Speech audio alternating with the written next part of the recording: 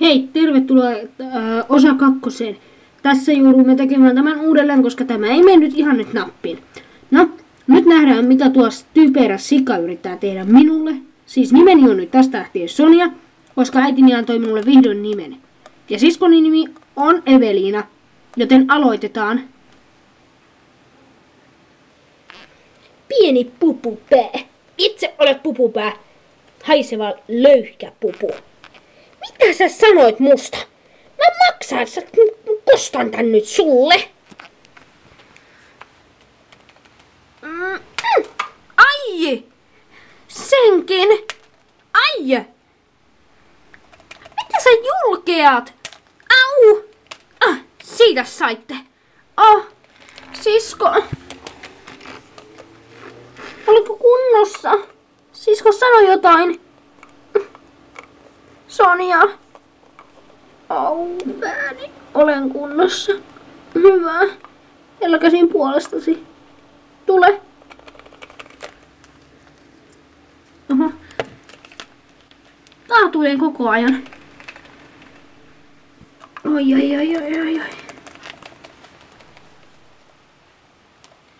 Mitäköhän ne sijat aikovat tehdä? En tiedä. Sinä senkin.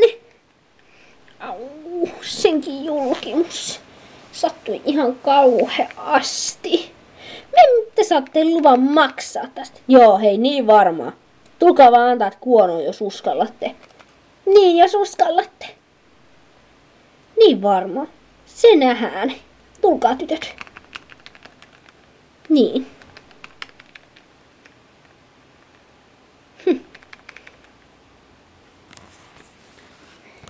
Suunnitellaan näin, joo. Joo, hyvä idea. Noin. Se kyllä sattui.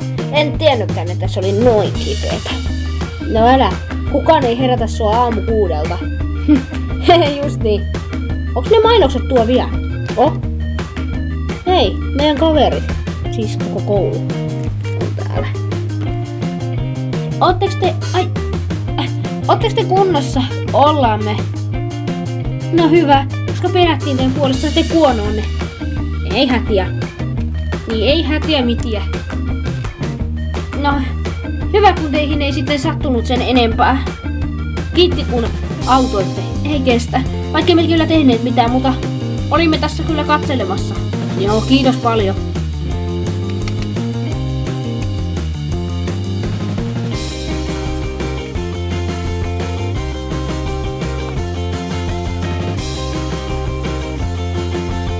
Ai niin muuten, opettaja sanoi minulle tänään, ettei teidän tarvitse tulla kouluun. Mitä? Eikö? Ei, te voitte tulla huomenna.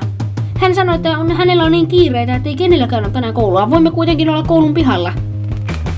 Mahtavaa! Siistiä! Lähdetään saman tien kotiin. Saadaanko me mennä edes kotiin? Saatte mennä. Wow! Jes! Käydään ostarilla! Joo! Seuraavassa osassa näet, mitä he löytävät ostarilta. Se on sitten osa 3. Muista katsoa. Ja kiitos katsojille ja moikka!